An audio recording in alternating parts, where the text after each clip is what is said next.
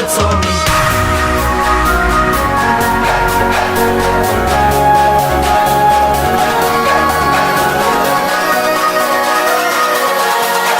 These are the nights that never die, my father told me.